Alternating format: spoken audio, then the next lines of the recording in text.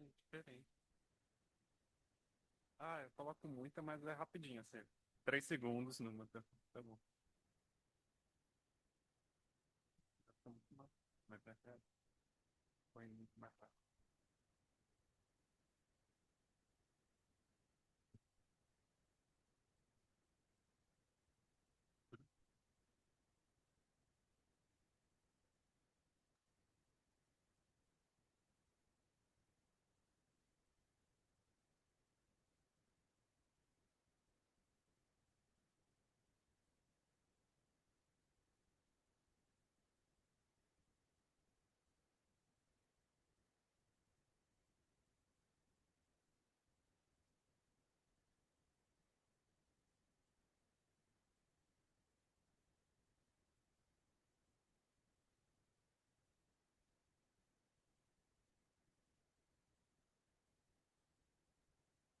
Aí,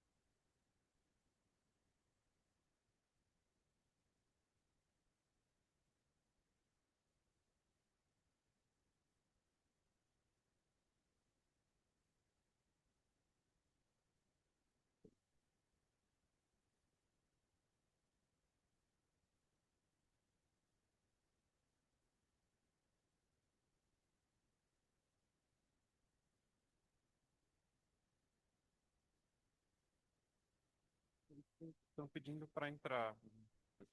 Então, tudo bem.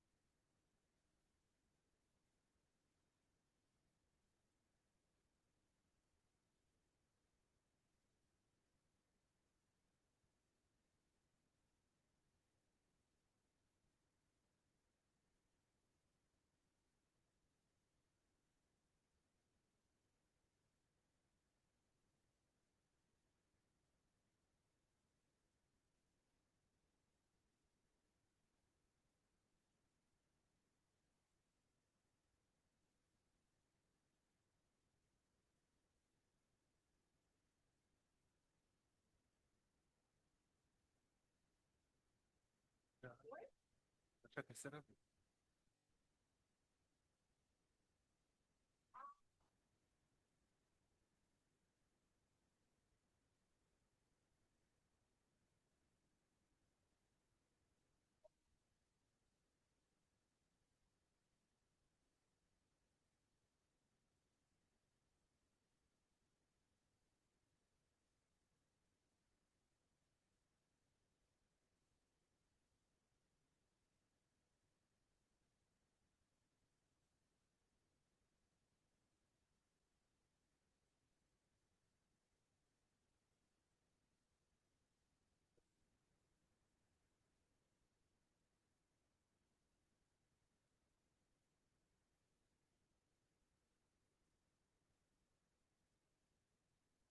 Você pegou a foto?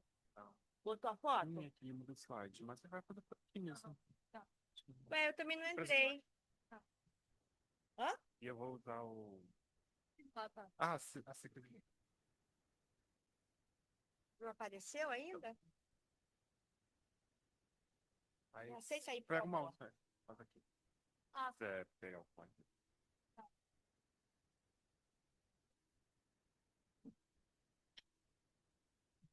posso começar?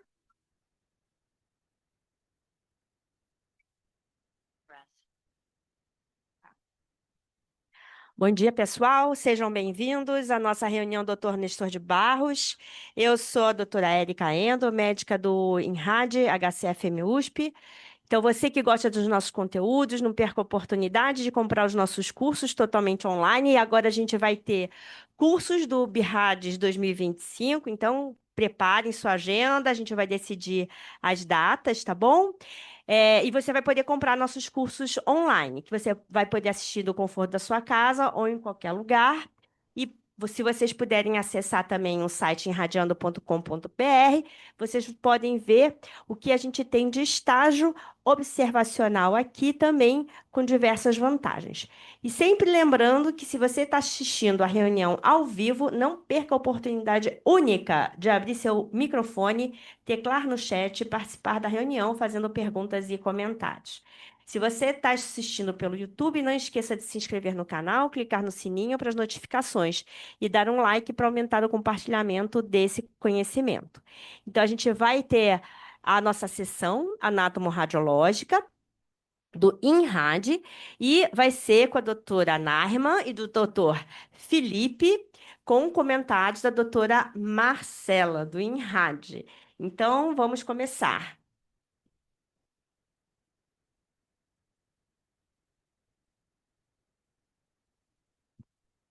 Oi, gente, bom dia. Eu sou a Narima, então a gente vai começar.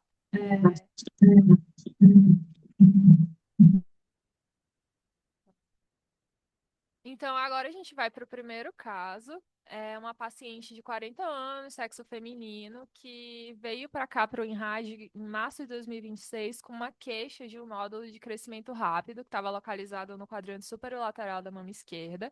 E ela já vinha com uma biópsia externa que tinha sido realizada em dezembro de 2025, que tinha sido dado um diagnóstico de proliferação epitelial complexa com um processo inflamatório crônico de permeio.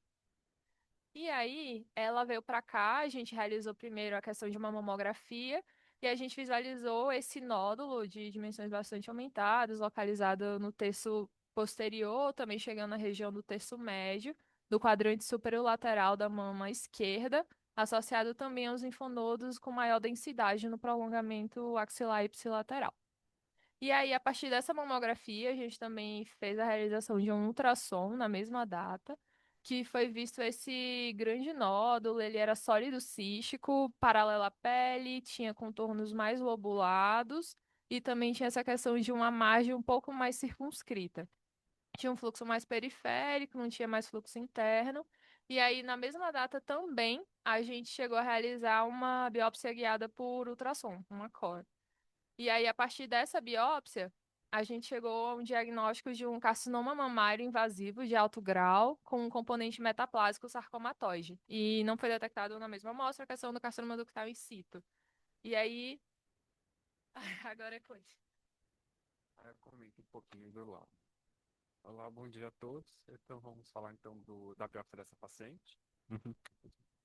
Bom dia, então vamos falar da biópsia da paciente. Bom, como foi visto antes, me pediram para mostrar um pouco do parênquima mamário normal das últimas reuniões, então eu trouxe aqui um pedaço de uma das biópsias de hoje, que seria o esperado de uma mama. Nós temos o estroma interlobular, vários componentes adipocíticos, que variam com a idade da paciente, e o componente epitelial, que é a unidade lobular terminal da mama, que são essas glândulas que secretariam leite, e seria. Põe então, tá? Até aqui. Então, nós teremos a unidade ducto lobular terminal da mama, que secretaria o leite, essas glândulas, que seria conduzido, então, pelos ductos lactíferos.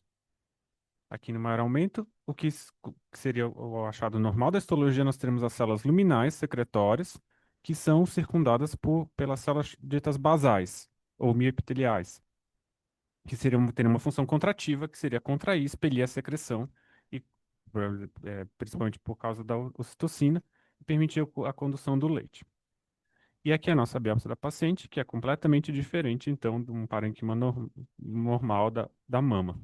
Foi dada uma lesão epitelial complexa na outra biópsia, às vezes pode ser problema de representação ou uma lesão menos evoluída, mas aqui nós já vemos que a arquitetura mamária está completamente distorcida, nós não vemos aquelas glândulas, não vemos esse estroma interlobular ou a gordura, tudo é uma grande, nesse aumento, massa celular, é roxo, basofílico. Então, grande celularidade substituindo todo o parênquima da paciente, em praticamente todos os fragmentos.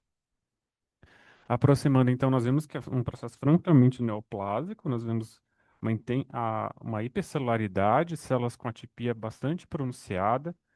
Mesmo nesse aumento, nós já conseguimos ver o grau de hipercromasia, o tamanho dos núcleos aumentados, que atravessa toda a extensão da core, é uma core mesmo, e com substituição do parênquima mamário e sem uma arquitetura epitelial franca. Dá até para ver uma mitose aqui nesse menor aumento, mostrando então a malignidade da lesão. Outras áreas nós já vemos necrose, vemos células que já estão se destacando, já entrando em processo de perda no núcleo e formação da necrose, mostrando então uma lesão altamente proliferativa, mais proliferativa do que ela consegue ser vascularizada. Em alguns pontos nós vemos uma vaga arquitetura nodular, a vaga arquitetura epitelial, na verdade, o que já nos direciona para o diagnóstico de que se essa é uma franca neoplasia, mas se ela é primária da mama, porque como foi substituído, nós temos uma lesão um pouco diferenciada, você quer saber se isso é um carcinoma mamário propriamente. E aqui esses esboços glandulares de uma arquitetura murada já nos direciona então para o diagnóstico de um carcinoma. Lembrando, carcinomas são lesões malignas epiteliais, em posição sarcomas, que são do mesênquima ou do estroma, do tecido conjuntivo. Aqui nós vemos algumas outras áreas discretas de esboço glandular, ou pelo menos com uma arquitetura, talvez aqui kirbiforme, então mostrando para nós que trata-se de um carcinoma ainda que extremamente pouco diferenciado, e aqui as áreas de necrose, em que você perde essa coloração basofílica dos núcleos, os núcleos desaparecem, e fica só esse debris celular sem cor roxa, apenas eosinofílico, meio granulado. Aqui outras áreas também com vagos bolso epitelial. Mostrando as células, então, nós vemos bastante atipia, bastante celularidade, mitoses atípicas também, várias mitoses no campo. Aqui uma mitose triplolar, inclusive, nós temos uma célula aneuploide, ou seja, ela é 3N, ela tem uma aberração cromossômica e vera um fuso triplo, mostrando então que é uma neoplasia completamente transformada mesmo, muito agressiva. Aqui outra mitose, a pleomorfismo dos núcleos, ausência de estrutura, núcleos vesiculados, nucleolos, núcleos aberrantes, mais mitoses. Assim, uma mitose por campo já é algo que fala uma neoplasia muito proliferativa. Você ter duas, três ou quatro já mostra que é um carcinoma muito agressivo, que é o que saiu na biópsia, inclusive. Um carcinoma mamário alto grau, com Nottingham de 3. Grau tubular 3, não forma túbulo, o grau nuclear 3, também núcleos bastante atípicos e grandes, e grau mitótico 3, mitoses também. E o que chama a nossa atenção é que que haveriam áreas que seriam um pouco diferentes. Nós temos aquelas áreas a sólida indiferenciada, temos áreas vagamente epiteliais, nós temos áreas que as células aqui que são claramente atípicas, só comparar, por exemplo, com os pequenos linfócitos que estão ao redor. Esse seria um pequeno linfócito, um núcleo organizado, redondo, e uma célula pequena em comparação. E nós temos essas células aqui, que são células neoplásicas, mas que em algumas áreas mais fibróticas elas já começam a mostrar um vago esboço fuso epitelial. As células epiteliais, fuso celular, desculpa. As células epiteliais não são fusiformes, geralmente. Elas são poligonais, elas têm uma função de barreira, de estrutura, ou de glândula mesmo, ou seja, elas polarizam, geram uma porção luminal, geram uma porção basolateral. E as células estromais têm esse aspecto fuso, porque elas secretam colágeno ou têm uma função contrátil. Então, seria algo estranho, se fosse um carcinoma mamário mesmo, ele ter essa arquitetura fusiforme, o que deixa o diagnóstico um pouco mais complexo nesse caso. A gente tem áreas também mais poligonais, então poderíamos chamar de uma lesão fuso epitelioide, mas também não podemos descartar que tem esse componente que é atípico também, com esse aspecto fusiforme entre bandas de fibrose. E aí a nossa dúvida então é se isso é um carcinoma, propriamente, ou seja, se ele é epitelial, se não um sarcoma, por exemplo, e se é primário da mama. E para isso nós recorremos sempre à imunohistoquímica. Nossa primeira imunohistoquímica, então, é a citoqueratina A1A3, deixa eu um segundo, que mostra então aquelas áreas mais epiteliais, mostrando, marcando fortemente, e uma perda da queratina, uma expressão mais reduzida nas áreas mais fusiformes ou mais indiferenciadas. Aqui a comparação, a queratina mostrando o esqueleto dos epitélios, bem marcando bem forte, e as áreas mais indiferenciadas ainda há uma expressão residual, mas bem mais fraca. Aqui em comparação, também aqui mostrando aquele aspecto mais fusiforme, mais repuxado, em feixes, por exemplo, e a estrutura epitelial em blocos ou estruturas vagamente glandulares, podemos dizer assim, ou tubulares. Aqui o GATA3 é um marcador nuclear, é um marcador que nós usamos para definir o sítio primário como mamário e, para nossa sorte, foi positivo, então mostrando que trata-se de uma neoplasia primária, a princípio, da mama. Expressão que ocorre tanto no componente epitelial aqui, quanto Diz que no não tem ninguém na sala de espera. Você não está conseguindo entrar? componente fuso mais indiferenciado, mais fuso celular. Então aqui nós já podemos dizer que então é um carcinoma mamário completamente invasivo. Não vimos lesão in situ também, que nos ajudaria. Se você vê a lesão precursora, dá para pensar que a lesão invasiva veio dela, então é primário, não uma metástase na mama. Ou um sarcoma, por exemplo. Aqui também mostrando o GATA3 positivo nas duas áreas, tanto a fusiforme quanto a epitelial. E aí nós fazemos os demais marcadores de mama e todos eles foram negativos. Esse é o receptor de estrogênio, o receptor de progesterona, o HER2, aqui aproximando o HER2, não há qualquer marcação, mesmo as mais uma marcação duvidosa ou fraca, mostrando então que a maneoplasia é um carcinoma mamário invasivo triplo negativo, então. E que entraria num outro grau que era esperado com esse aspecto um pouco diferenciado. Aqui nós temos o Ki67, que é um índice proliferativo bastante pronunciado, praticamente 70, 80% das células, mostrando então que nós já tínhamos visto uma lesão extremamente agressiva, proliferativa pela quantidade de mitoses que nós tínhamos visto. O PME3 é um marcador que marca as células basais, como esse componente basal dos triplos negativos, que nos ajuda também a dizer que trata-se de uma lesão epitelial. Ele marcou focalmente, mas é positivo, então mostrando que trata-se mesmo de um carcinoma, mostrando a nossa hipótese. E o diagnóstico que foi dado. Nós fizemos um painel de partes moles, considerando aquele achado das células fusiformes, que deu também positivo focal. Nós vemos algumas células, aqui temos vasos, essas estruturas maiores, com lumen são vasos, mas também temos células marcando principalmente do componente indiferenciado e do componente como um aspecto mais fusiforme. Mostrando então que essa neoplasia ela é um carcinoma, mas ela já apresenta elementos mesenquimais. Já começou a fazer o que nós chamamos de transição epitélio-mesênquima. Ela é mais diferenciada, ela é menos coesa, ela perde a queratina, ela é menos agrupada, como esperado de uma lesão epitelial, de um carcinoma, e já começa a ficar fusiforme, mais dispersa, já começa a expressar marcadores. O AML é um marcador muscular. Então é uma célula que já está se transformando e adquirindo um novo fenótipo. A neoplasia está evoluindo, por dizer assim.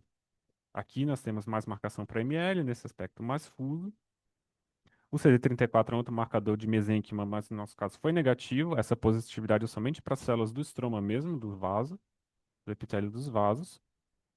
E aqui é a beta-catenina, que também é um marcador de membrana que permite a coesão dos epitélios. Então aqui nós temos o componente mais epitelial mais franco, que está bem preservado, uma marcação forte da beta-catenina. E no componente mais indiferenciado, ela vai se perdendo, ou seja, a célula normalmente está ficando menos coesa, mais indiferenciada, deixando de ser um epitélio tradicional. E aí o nosso diagnóstico, então, de carcinoma de alto grau com componente metaplásico sarcomatoide, que seria justamente aquele aspecto mais fuso celular, com expressão aberrante de marcadores musculares. E perda do fenótipo epitelial também, ainda que parcial. Parabéns por esse caso, né? Isso eu acho que é muito importante, que ele salienta como é importante a gente fazer muito fragmento, porque foi um desafio para os patologistas, né? A gente acha que só a gente tem dificuldade, não, o patologista também tem a dificuldade, né? Então, a Filomena sempre fala que você tem que colher, no mínimo, atualmente, 6 fragmentos. Embora na literatura fale de 4 ou 5 fragmentos, eu acho que principalmente é, com os recursos da imunohistoquímica, a gente tem que fazer pelo menos 6 fragmentos, né? E com as respostas também da quimioterapia, teve uma aula, acho que na terça-feira ou segunda-feira, em que a Filomena falava que dependendo da resposta patológica de uma quimioterapia, você teria que voltar para o tumor inicial e rever, né, as lâminas e fazer mais imunohistoquímica. Então, isso mostra que isso é muito importante. Lembrando também que essas lesões muito grandes, sólido-císticas, elas não raro ficam sólido-císticas porque dão necrose, né, porque elas crescem rapidamente e fazem essas áreas de necrose, o metaplásico, às vezes tumor filoides. Eu queria fazer uma pergunta que eu estava lendo de novo sobre a correlação anátomo-radiológica. E no BIRADS, ele fala que o tumor filoides maligno não é um câncer de mama? É estranho isso. Não é considerado? Talvez aqui a palavra câncer eh, seria associada ao carcinoma, na verdade. Então, provavelmente ela quis dizer que é uma neoplasia maligna, mas é uma neoplasia mesenquimal, é um sarcoma. Há quem diga que é um sarcoma de baixo grau, mas é uma neoplasia que derivaria do estroma e não do epitélio mamário, que aí você usaria o termo carcinoma ou câncer mesmo. Mas na prática dá para falar câncer como neoplasia mesmo, talvez seja isso. Entendi. Não, mas Tem um caso aqui, eu vou falar mais, não. Aí eu vou falar tá, mais do estroma. obrigada. Alguém quer comentar mais alguma coisa desse caso? Alguma patologista? Hoje a gente está cheio de gente ilustre aqui, de patologistas nos vendo. Se alguém quiser fazer algum comentário.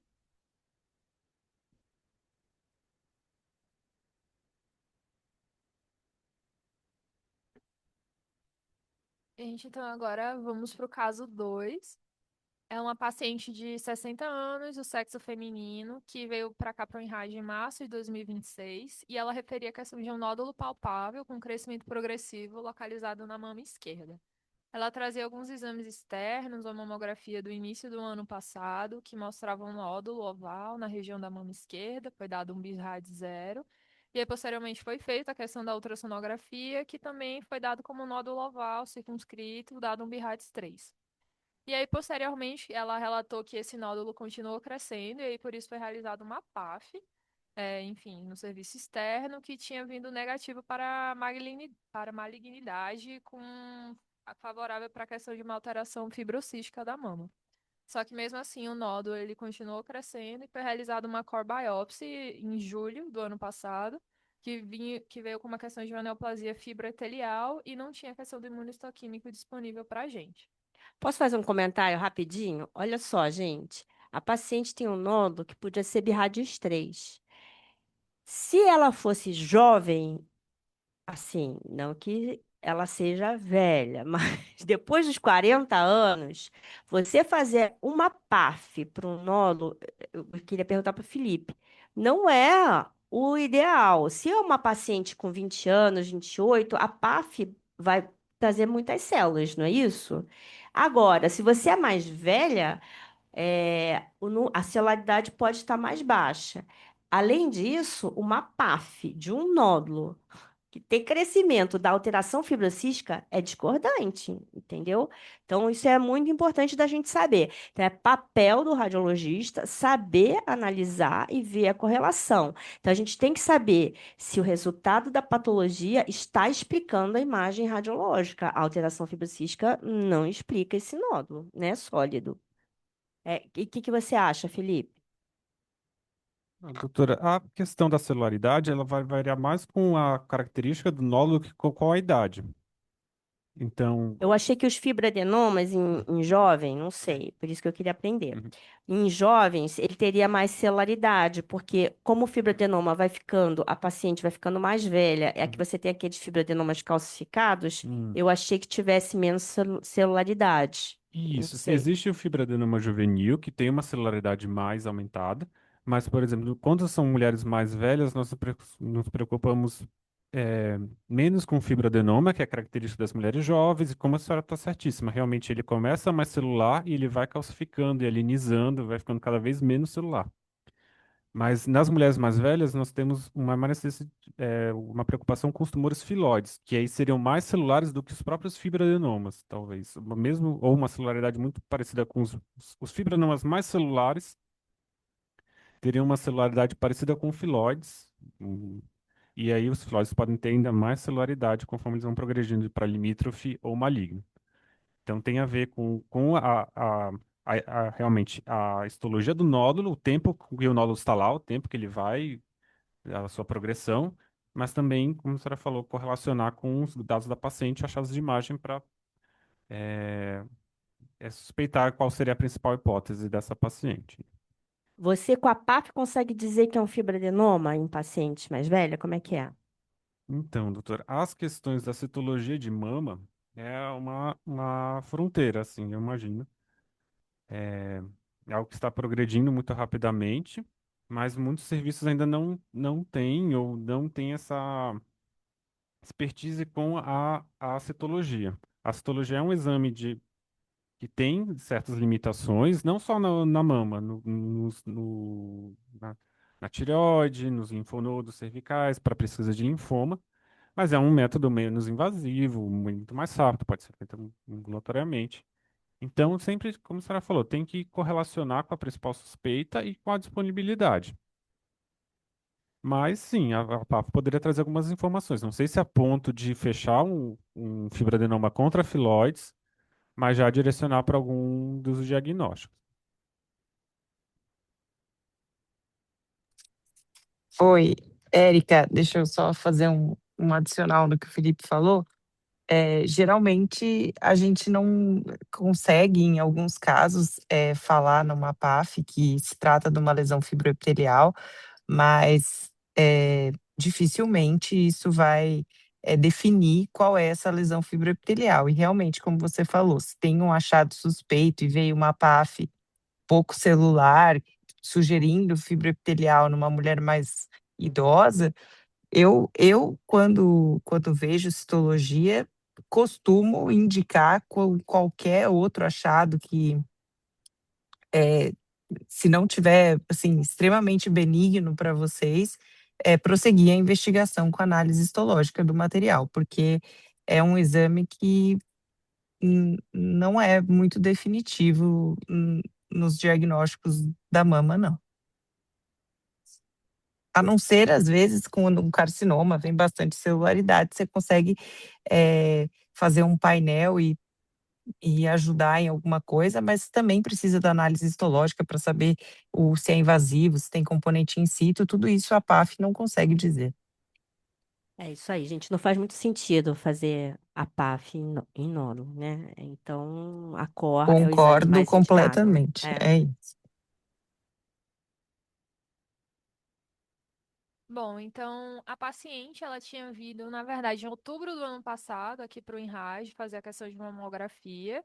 Até tinha sido colocada a questão de um marcador palpável, né, da lesão, para a gente poder ser orientado. E aí, bem subjacente, tinha essa questão desse nódulo mais hiperdenso, ele era oval, circunscrito, localizado mais ou menos no terço médio, se estendendo um pouco para o terço anterior do quadrante superolateral, junção dos quadrantes laterais da mama esquerda. E aí, a gente convocou ela para a realização de uma ultrassonografia aqui no serviço, que foi realizada em março desse ano. E aí foi vista a questão de um nódulo misto, sólido cístico. Ele tinha essa questão de umas margens mais. Tinha questão de indistinta, associada também ao contorno mais lobular. E aí, posteriormente, a gente, com essa questão de que não achou o diagnóstico concordante, né, da questão da patologia, realizamos a questão de uma biópsia, também na mesma data. E aí, posteriormente, veio com o resultado que foi essa questão da neoplasia que o Felipe vai falar. Vamos para a biópsia. Aqui nós já vemos, então, a córnea, a biópsia. Então, aqui nós temos três fragmentos, também muito bem amostrado, igual à última biópsia. Nós já vemos uma lesão heterogênea e de uma cor muito diferente daquela que nós vimos no primeiro. Então, ela é menos roxa, com mais aspecto, mais colágeno, aspecto mais eosinofílico, então mostra uma certa menor celularidade. Mas em alguns pontos, em outros você vê que há uma concentração de células mais proeminente. Então também já mostra uma lesão heterogênea, um aspecto mais fibrótico, às vezes mais mixóide, esse aspecto mais claro, arroxeado, áreas mais celulares e a interação com a gordura adjacente do parênquima mamário. É, e aqui também nós já vemos um achado que já levanta a nossa atenção, que é esse aspecto folháceo. Então, aproximando, nós vemos então o epitélio revestindo essas estruturas, que seria um estroma, né, o tecido conjuntivo subjacente, e formando essas linguetas revestidas por epitélio, com esse formato que se encaixa. O tumor filóide essa até complementando o que a senhora tinha perguntado, câncer é um termo histórico para carcinoma, porque os antigos viam um aspecto de as veias dilatadas parecerem um caranguejo, daí a ideia do signo, câncer, caranguejo, carcinoma. E depois foi utilizado o termo sarcoma, um tumor de carne, para as lesões mesenquimais. E o filóides é uma lesão sarcomatóide. Ele deriva de uma interação do epitélio com o estroma, mas ele adquire uma automaticidade e ele cresce independentemente. E daí que vem esse padrão folháceo. Nós temos um crescimento do estroma e ele cresce para a área de menor resistência, que seria qual? Menor resistência, justamente o lúmen da glândula. Então forma essas folhas que vão se arborizando dentro do ducto, que aqui não está tão claro, então não dá para fechar mesmo que é uma folha típica, mas já é sugestivo nessa área. Ou seja, essa proliferação estromal arborizante crescente, cresce mais do que o espaço que ele consegue ocupar e cresce para onde tem menos resistência. Aqui também outro aspecto dessa proliferação estromal, que nós vemos que tem uma celularidade aumentada e aqui o revestimento epitelial, também um esboço folháceo. Aqui umas áreas mais antigas, que a senhora tinha falado, já com substituição por colágeno, uma celularidade reduzida, ou seja, também mostrando essa heterogeneidade. Mas a questão da infiltração do parênquima adjacente aqui, ela é um pouco duvidosa. Aqui nós temos a gordura do parênquima. E nós vemos que há uma fibrose, a lesão se expande, mas não, na biópsia às vezes é difícil dar que há uma infiltração, às vezes não aparece mesmo parênquima adjacente, é só o próprio fibroadenoma ou tumorfilóides. Então aqui nós não chegamos a dizer que haveria essa infiltração. Observando então os critérios para tumorfilóides em relação ao fibroadenoma, seria justamente essa maior celularidade, que é bastante pronunciada, nós podemos dizer aqui, um certo reforço perigranular, ou seja, perto das glândulas, as células estromais se concentram e se organizam concentricamente, porque elas estão recebendo sinais do epitélio, elas são autônomas, elas têm uma certa, elas ainda respondem à presença do epitélio. E a questão de outros critérios também, como atipias e mitoses, que aqui nessa lesão é bastante pronunciado. Nós vemos uma atipia exuberante, vemos núcleos mais hipercromáticos, alongados, grandes, por exemplo, comparar esses núcleos com. Deixa eu ver, acho que tinha uma foto aqui. Por exemplo, aqui.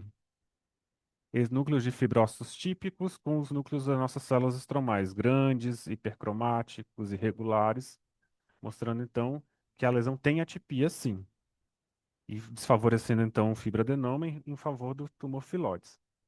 Aqui outras áreas, nós temos áreas necroses focais de necrose, nós vemos neutrófilos, são essas células com núcleo polimórfico, um citoplasma mais eosinofílico avermelhado, dá para ver como uma poeira, uma pequena poeira. São áreas de necrose com infiltrado neutrofílico. E também é uma necrose focal, mas também mostra que é uma lesão mais proliferativa. Aqui essas áreas heterogêneas. E o que nos chamou a atenção, e que inclusive saiu na biópsia, foram áreas que pareceriam já com a presença de elementos heterólogos. Elementos heterólogos seriam quando o tumor filoides, que seria uma lesão mesenquimal, começa a apresentar componentes mais indiferenciados capazes de se diferenciar em vias alternativas. O que eu quero dizer? É um componente conjuntivo que começa a formar osso, começa a formar cartilagem, começa a formar gordura, e esses padrões podem se transformar em sarcomas francos, liposarcomas, rabdomiossarcomas, leiomiosarcomas. Aqui nós não vemos isso, mas já vemos sugestão de que essa gordura aqui, essas células aqui, já estão mostrando um certo aspecto mais atípico e mais, não vou dizer primitivo, embrionário, mas imaturo, talvez essa palavra. Se repercutir numa lipomatose imatura, que poderia sugerir um aspecto de um elemento heterólogo, algum liposarcoma bem diferenciado. E não, na biópsia nós sugerimos que haveria isso, mas sempre na biópsia é tudo sugestão. Então sempre é a presença da peça toda. E aí o nosso diagnóstico que foi uma lesão fibroepitelial sugerindo tumor filóides, pelo aquele aspecto de folha que nós vimos, as atipias, a mitose, e até essa presença desse elemento heterólogo dessas células lipomatosas imaturas. Aqui eu trouxe a peça, então. Aqui nós vemos Aqui é um tumor filóides, francamente. Aqui mostrando, então, como passa a agulha. Ela passa, pega a gordura, pega a interface do tumor, a capa fibrótica, a parte celular e as folhas. Então, aqui, por exemplo, uma agulha passando aqui, daria esse aspecto aqui que nós vemos. Então, a gordura, a cápsula fibrótica, a parte celular e as folhas na pontinha. E até às vezes é difícil pegar essa folha justamente porque ela está dentro do lúmen. Então, que nos ajudaria, mas realmente às vezes a lesão ela é descontínua. Então, fica uma amostra fragmentada mesmo pela própria natureza da lesão. Aqui mostrando outro ponto, mostrando as áreas mais antigas do tumor, como a doutora havia comentado. Então, aqui as áreas menos celulares, a área com degeneração mixoide, com fibrose, e aqui a interface, bem celular, bem arroxeada, interface com o estroma, que aqui já tem uma infiltração do parênquima adjacente mais clara, e na biópsia já sugeriria, mas aqui já se torna franco. Então, partindo para os traços de um tumor filóide, nós precisamos classificá-lo entre benigno, borderline, ou limítrofe, e maligno. E para isso, a OMS traz critérios para nós, que são 5. Seriam justamente a celularidade, que é aumentada, como nós já vimos tanto na biópsia como nós vimos na peça. A atipia, mitoses, é, é, a infiltração e é a chamada expansão estromal, que aqui é o que não vemos. Expansão estromal é quando o estroma cresce tanto que ele fica independente do elemento glandular. Ou seja, você tem um campo de menor aumento, só o estroma, sem glândula. E nós não vemos, não é o que nós vemos aqui. Sempre tem glândula em algum lugar, ou tem as folhas também, contam como elemento epitelial. Aqui mais epitélio. Então, nesse ponto, ele não pontuou para o crescimento epitelial. E então ele não poderia ser chamado de filóide maligno. Tanto é que ele saiu como limítrofe mesmo na biópsia. Aqui mostrando a celular, mas os outros pontos ele pontua em tudo. Temos então bastante celularidade, esse reforço da celularidade próxima ao epitélio, interagindo com o epitélio.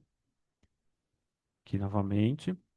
Nós vemos elementos epiteliais que podem ter proliferação, pode ter HDU, HDA, mas sempre tomar cuidado por causa que, como ele comprime o epitélio, ele distorce o epitélio, sempre a arquitetura dele não é confiável. Então, é um achado comum, mas sempre duvidoso. Dá lesões proliferativas epiteliais em lesões fibroepiteliais. Aqui mostrando a interface com o estroma, então uma fronte infiltrativa.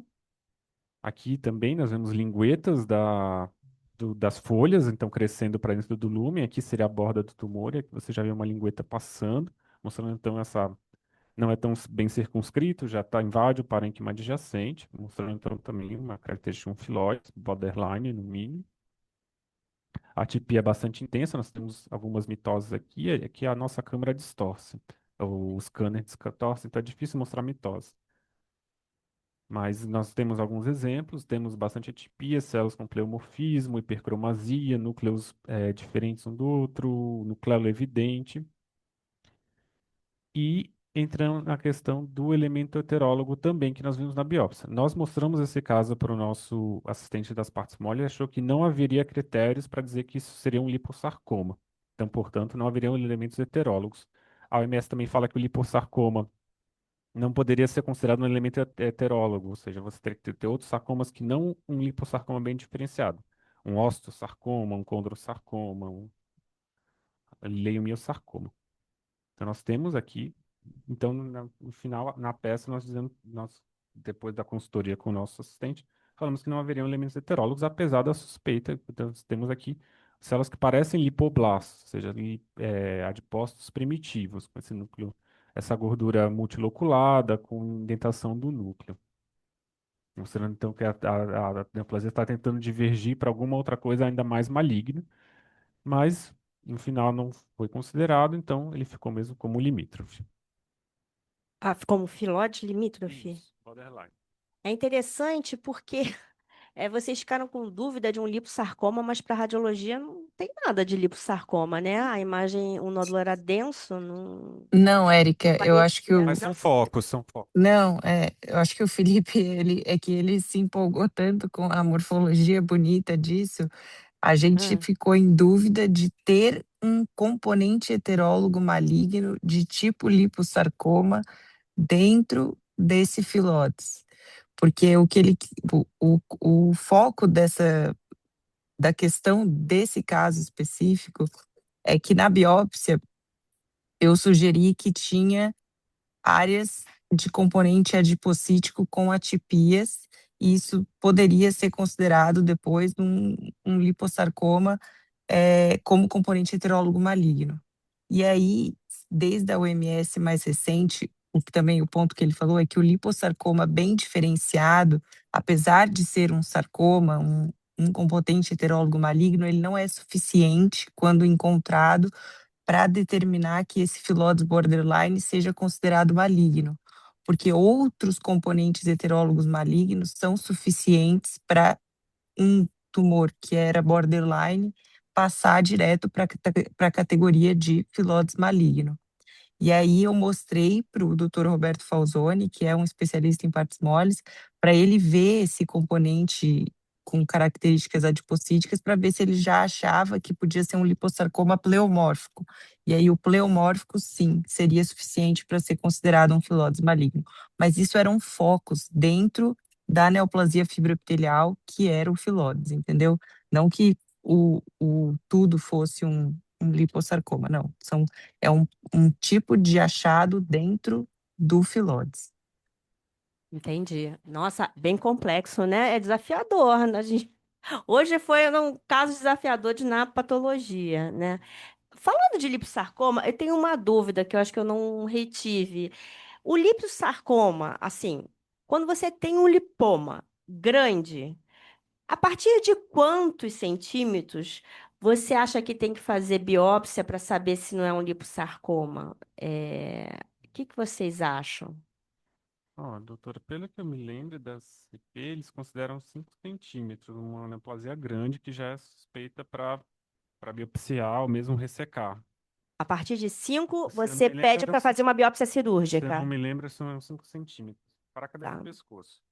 Mas, tá. assim, qualquer lesão que mude de tamanho, cresça, seja aderida a planos profundos, seja, como vocês veem na imagem, seja heterogênea, tenha focos de necrose, áreas mais densas, áreas menos gordurosas, ou seja, menos diferenciadas e maduras, mais indo para um aspecto imaturo, mais com atenuação de partes moles mesmo, seria suspeito, eu já poderia Entendi. biopsiar ou mesmo ressecar mesmo.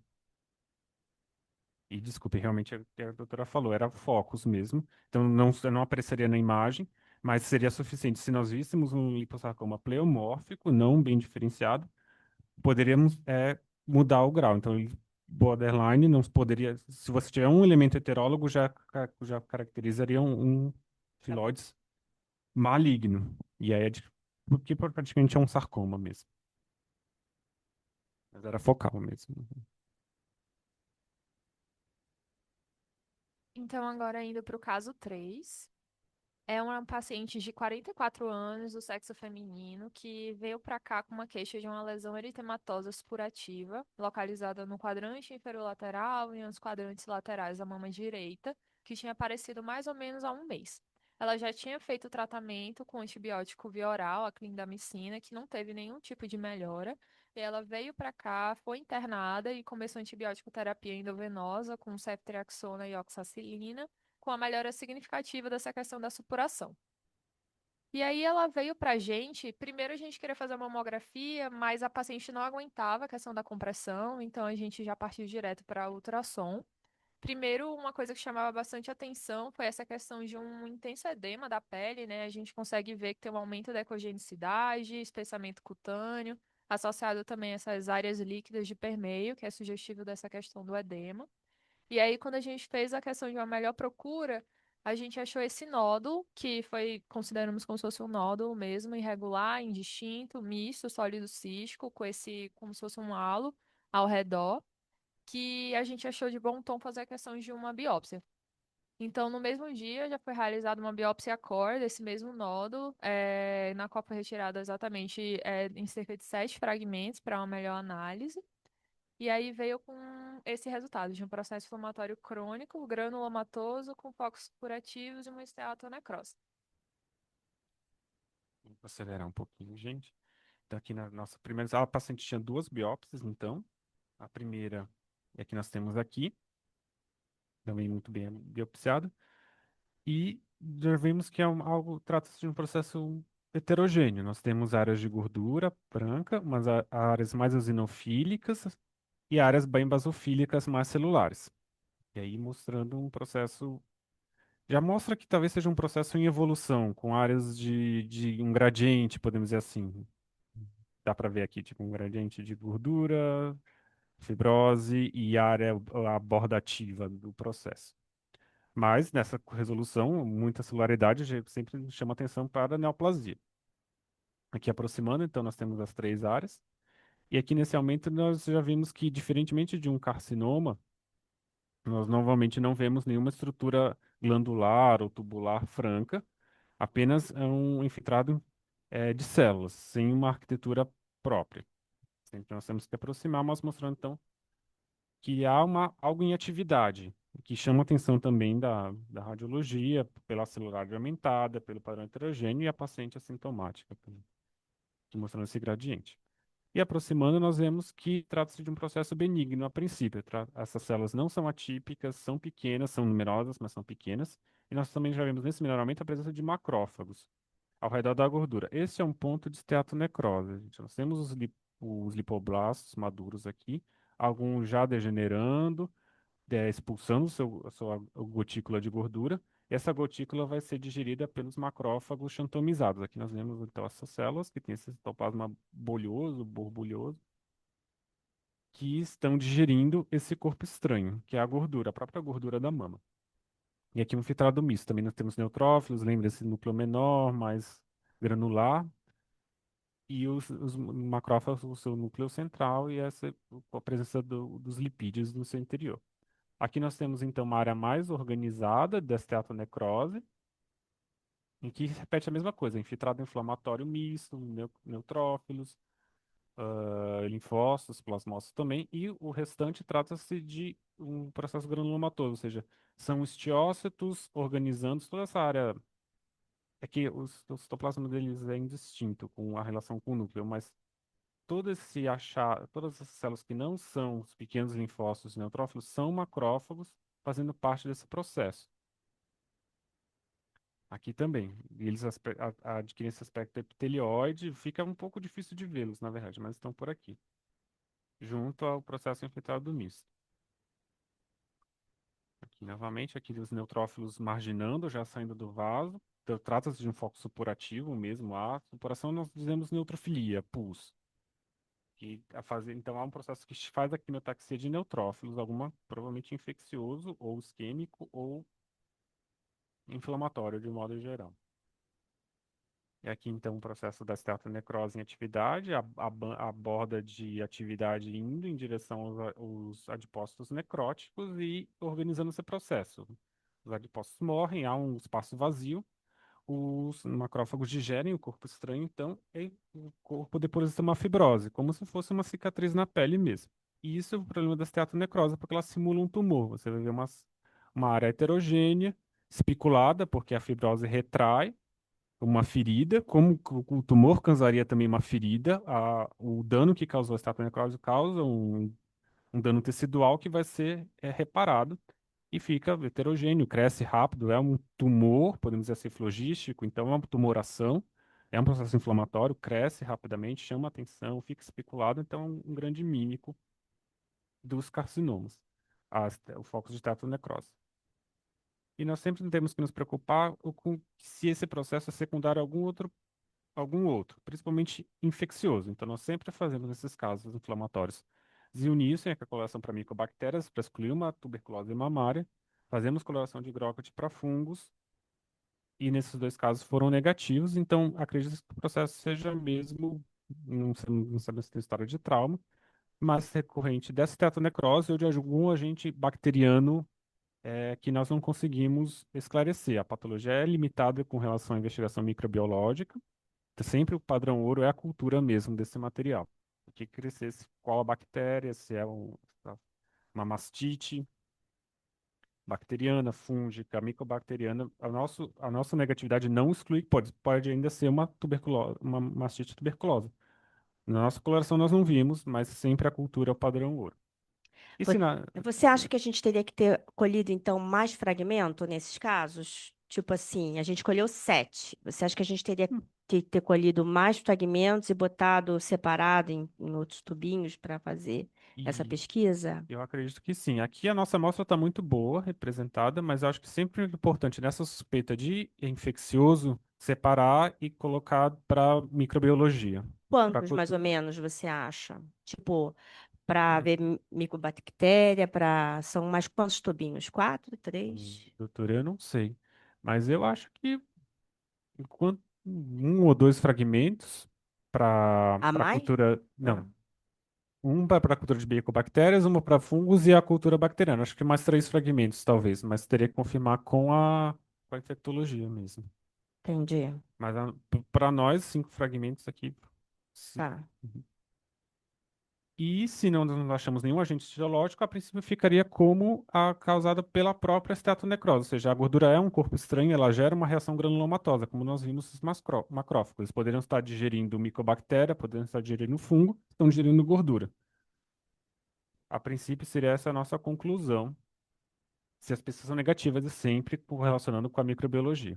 Aqui um CD68, que é um marcador de macrófagos, estão mostrando aqui, ficou borrado, mas mostrando que esse processo é realmente estiocitário, o granulomatoso, ou seja, são macrófagos mesmo organizando esse dano, que vai evoluir com essa fibrose ao final. Aqui é a borda de atividade, ativo, menos ativo, e aqui aqui era o que era aqui antes, por exemplo, fibrosou e ficou menos celular, justamente. E ela fez uma segunda biópsia que os acha... Ah, E exatamente por isso que a senhora falou, a gente reamostrou. Dessa vez foram coletas aleatórias de fragmento do quadrante superolateral, união dos quadrantes laterais e o quadrante inferolateral, que era a região que ela tinha essa questão da queixa. E aí foram feitas essas coletas aleatórias para melhor análise. E aí, posteriormente, veio com. novamente aqui o laudo, então nós sempre fazemos as pesquisas, Grocott negativo, BCG é uma pesquisa imunohistoquímica para micobactéria, também negativo, e aqui foi o mesmo padrão novamente, granuloso suporativo. Aqui novamente uma biópsia excelente, mostrando também a gordura, a borda de infiltração, as áreas mais fibróticas mais antigas, e esse padrão então é heterogêneo, compatível com a antiga biópsia. Novamente a gordura, aqui um tecido conjuntivo mais frouxo, sendo organizado, e aqui a área inflamatória mais característica. E, novamente, então, tecido de granulação, vasos ectásicos, migração de células inflamatórias, macrófagos, um arranjo desorganizado. Aqui mais focos de supuração mesmo, neutrofílica. Se isso fosse uma coleção, seria chamado de abscesso. Aqui as células, não vemos neoplasia, nós sempre também fazemos uma queratina. Aqui é o nosso controle, é um fígado cirrótico, que marca o E1 e 3, e nós vemos que nessa lesão não há epitélio, ou seja, lembrando aquele mímico principal, que é o carcinoma, não é o caso aqui, e aqui mostrando novamente o normal, que vocês gostaram de ver, a árvore chamada árvore em brotamento, a fluorescência, que é a analogia da unidade ducto tubular terminal, ou seja, o ducto que se arboriza nas pequenas glândulas de aspecto lobulado. Aqui é uma glândula normal que estava aqui perto. Ela é positiva para queratina, porque é um epitélio, mas o nosso processo, que seria o nosso foco de interesse, não há nenhuma célula epitelial, nenhum carcinoma escondido nessa inflamação. Gente, esse caso foi muito legal, porque ele está bem atualizado com o BIRADS, onde ele fala que quando você tem uma suspeita de processo inflamatório ou câncer, você pode dar um BIRADS 3. Se não melhorar com antibiótico, você vai fazer o intervalo curto de segmento, né? Então, ele manda dar um BIRADS 3. Você pode fazer o controle em 2 semanas, depois da antibiótico terapia, ou 3 meses. E se continuar do mesmo jeito, proceder exatamente como a gente fez, né? Então, a gente biopsia. E o que eu achei ilustrativo é o seguinte: quando você acha que é câncer, você tem que tirar no mínimo 6. Quando você acha que pode ter um processo inflamatório junto, é muito mais, né? Então, além de você fazer os 6 para o diagnóstico de câncer, você tem que fazer mais fragmentos, combinar com o pessoal do laboratório, fazer cultura, procurar tuberculose, fungo, né? Então, assim, o número de fragmentos vai ser o quê? 10, 12, 15? Não sei, mas vai ser muito mais. Então, eu acho que o que fica de aprendizado é isso. A gente faz controle, se não melhorou, a gente vai investigar, porque você pode também ter uma doença inflamatória infecciosa associada a uma lesão maligna. Então, eu acho que foi muito bom e bem de acordo com o BIRADS atual que a gente fez aqui, né? Então, fica a dica, a patologia agradece quando a gente colhe mais fragmentos, tá bom? Agora, indo para o caso 4, era uma paciente de 54 anos, sexo feminino, que estava realizando só o rastreamento habitual em 2025. Então, em dezembro de 2025, ela veio fazer uma mamografia aqui no INRAGE, na qual a gente suspeitou de, enfim, heterogênea, mama com densidades heterogêneas, espaços fibroglandulares. E aí foi vista a questão de umas calcificações, localizada mais ou menos na junção dos quadrantes laterais da mama direita, na qual a gente solicitou que fosse realizada a questão de uma magnificação.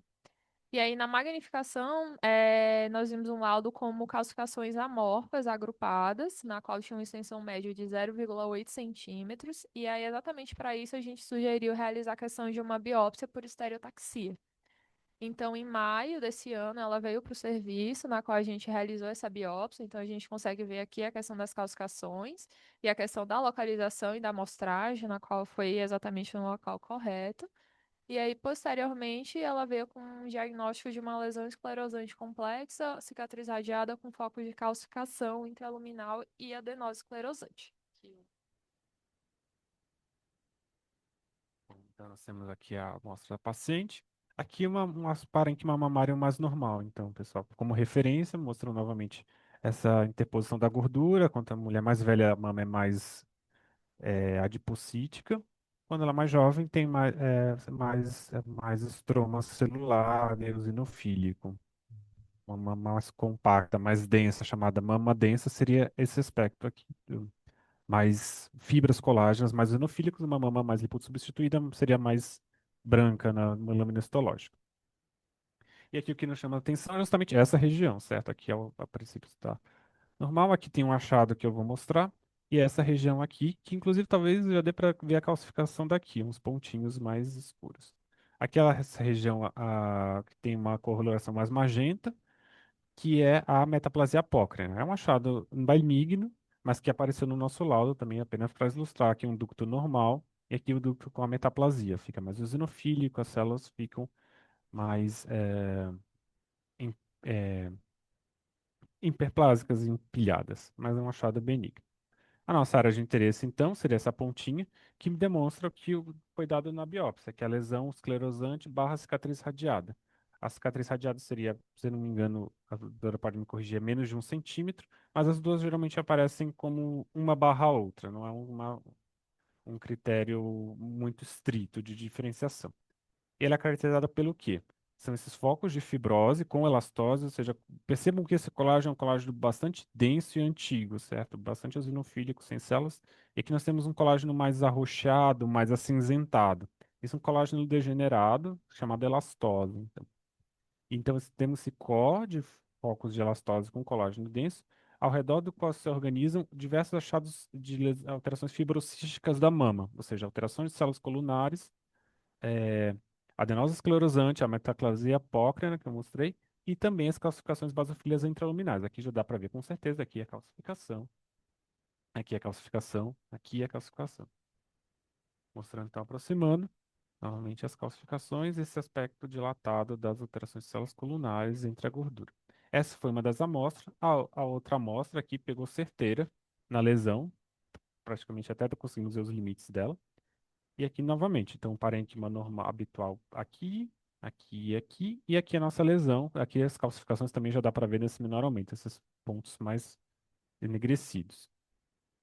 Aqui novamente mostrando uma estrutura lobular normal, e nós temos essa organização lobular, os vários ácinos organizados de um aspecto lobular redondo, e aqui o estroma interlobular, que seria a celularidade normal que nós usamos para comparar com, por exemplo, filoides ou fibroadenoma, essa celularidade do estroma, isso é um estroma normal, a celularidade normal do estroma, que seriam essas áreas entre as glândulas. E aqui na nossa lesão, nós temos a questão da adenose esclerosante, ou seja, nós vemos glândulas aqui que estão completamente distorcidas, não tem mais esse aspecto lobulado arredondado. Elas estão distorcidas, anguladas, espalhadas, dilatadas pela alteração de células colunares, e isso é algo que sempre levanta nas suspeitas. Nas lesões esclerosantes e nas cicatrizes radiadas, pode haver lesões proliferativas, inclusive com atipia. Pode ter HDA, hiperplasia ductal, pode ter carcinoma invasivo nelas. Aqui não parece ser o caso porque nós ainda temos o que eu acabei de mostrar, né? Essa dupla camada de população, a dupla camada de células. Aqui, assim como aqui tem a célula luminal e as células basais embaixo, essa glândula, apesar de estar toda distorcida, ainda parece ter dupla camada. Então nos deixa mais tranquilo. E aqui a calcificação basofílica, que foram que vocês viram, associada então a essa adenose esclerosante nessa lesão circunscrita. Que bastante calcificado, então, nas dilatações de permeio. Mostrando mais imagens aqui no menor aumento. Então, são secreções intraluminais que acabam degenerando e calcificando com o cálcio. Aqui, alterações de células colunares, ou seja, essas células com uma decapitação luminal e elas organizadas num padrão mais colunar, ou seja, mais alongados os núcleos, achado relativamente comum. E aqui a nossa área de interesse com essas glândulas torcidas, mas aqui também já dá para ver dupla população. Essa célula luminal mais eosinofílica, aqui que fica na superfície, e a célula basal embaixo mais clara, mostrando então que isso não pode ser um carcinoma invasivo. Uma definição do carcinoma é justamente não ter a célula basal, ele está infiltrando o parênquima, ele saiu da contenção da célula basal, podemos dizer assim. E para isso nós sempre fazemos imuno, então. Nosso painel com o receptor de estrogênio, para buscar hiperplasias ductais atípicas ou mesmo carcinomas invasivos, microinvasivos, e que nos vemos um padrão heterogêneo, ou seja, as células das glândulas normais expressam o estrogênio de maneira focal e heterogênea. As células não expressam todas ao mesmo tempo receptoras, algumas expressam, elas proliferam e depois param de expressar. Num ciclo normal da mama respondendo a hormônios. Então aqui estaria tudo normal. Aqui a atração de células colunares já tem uma expressão um pouco mais aumentada, mas a arquitetura não chama atenção. Então, apesar dessa expressão aqui um pouco mais forte, nada que indica malignidade. Nós também fazemos CK5-6, mostrando que se há uma hiperplasia, ela é uma HDU somente, ou seja, há um componente de célula basal entremeando essa proliferação epitelial, e também ela marca a célula, o mioepitélio, de certa forma, a célula basal. Mostrando então também que nada aqui é invasivo, apesar da clara distorção, parece especulado, parece repuxado. Poderia até falar desmoplásico, mas não, é somente uma distorção arquitetural pela adenose esclerosante, que esclerosou e distorceu a unidade dúcleo terminal, dúcleo tubular terminal. Por fim, o P63 também é marcador de células miepiteliais, totalmente preservado em todas as glândulas, ou seja, mesmo que elas mais suspeitas, mostram uma camada basal, ou uma camada miopitelial preservada. Esses foram os casos. Parabéns, foi muito legal, aprendemos bastante com esses casos, né? E obrigada, Felipe, pelos seus comentários, e Marcela também, que a gente aprende sempre bastante com vocês e com essa reunião. E para quem está assistindo, contamos com a presença de vocês na nossa próxima reunião no mês que vem, que é a penúltima semana do mês, tá bom? Até e vamos torcer para o Brasil, né? Obrigado. Obrigada, gente.